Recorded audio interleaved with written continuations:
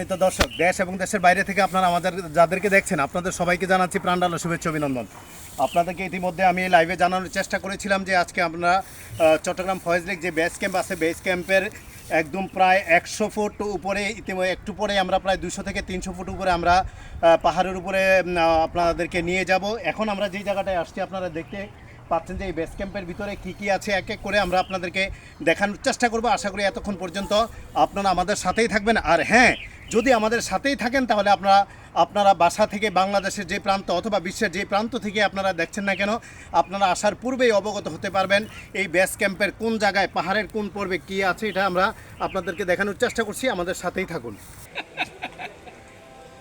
সম্মানিত দর্শক, Faiz lake base camp যদি আপনারা পরিদর্শন করতে চান ফ্যামিলি নিয়ে অথবা বন্ধুদেরকে নিয়ে, তাহলে একটু সময় হাতে নিয়ে আপনারা প্রবেশ করার চেষ্টা করবেন, কারণ পাহাড় বেষ্টিত লেক এবং বিভিন্ন সরু রাস্তা দিয়ে বিশাল এরিয়া জুড়ে সেই অংশটুকু যদি আপনি পরিপূর্ণভাবে দেখতে চান তাহলে আপনাকে মিনিমাম নির্ধারিত অর্থাৎ সকাল 10টার পূর্বে আপনাকে ওখানে পৌঁছে যেতে হবে, যেমনটা আমরা পৌঁছে গিয়েছিলাম সকাল 10টার পূর্বে। সম্মানিত দর্শক, মূল গেটের পাশে আরেকটি গেট রয়েছে, যারা ফয়েজ লেক বেস ক্যাম্পে প্রবেশ করবে আমরা ওই গেটে দিয়ে প্রবেশ করা মাত্রই আকর্ষণীয় একটি লেক দেখতে পেলাম এবং লেকের পাশে দর্শনার্থীদের রেস্ট নেওয়ার জন্য রয়েছে চেয়ার বিছানো, পাশাপাশি কোল্ড ড্রিঙ্কস এবং ঝাল নাস্তার ব্যবস্থা রয়েছে।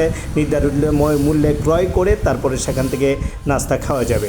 সম্মানিত দর্শক, আমরা একটি পর্যায়ে লেক অতিক্রম করে বেস ক্যাম্পের যে মূল অংশ রয়েছে সেই মূল অংশে ধীরে ধীরে প্রবেশ করার চেষ্টা করলাম এবং প্রবেশ করার মুহূর্তে আমরা ডান দিকে দেখতে পেলাম একটি ক্যান্টিন রয়েছে, যেই ক্যান্টিনে বেস ক্যাম্প এবং ফয়েজ থেকে যারা প্রবেশ করবে নির্ধারিত মূল্যে তারা ডিনার অথবা তারা লাঞ্চ করতে পারবেন, সেই ব্যবস্থা আছে।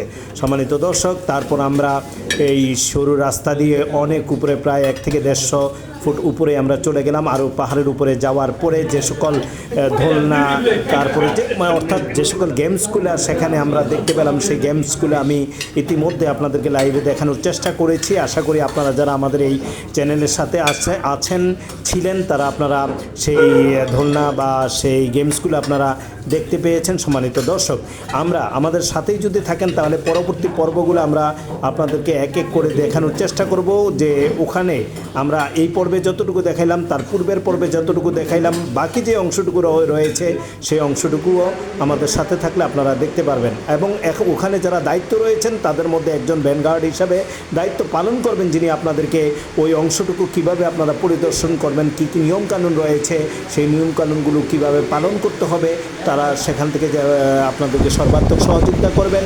এবং যে সকল গেমসগুলো রয়েছে ওই গেমসগুলো ব্যবহারের যেই নিয়ম রয়েছে এবং আপনাদেরকে সর্বাত্মকভাবে ওখানে যারা দায়িত্বরত রয়েছেন তারা আপনাদেরকে সর্বাত্মকভাবে সহযোগিতা করবেন, যাতে কোনোভাবে আপনি রিস্ক না পড়ে যান, কোনো ধরনের দুর্ঘটনায় যেন আপনি না পড়েন।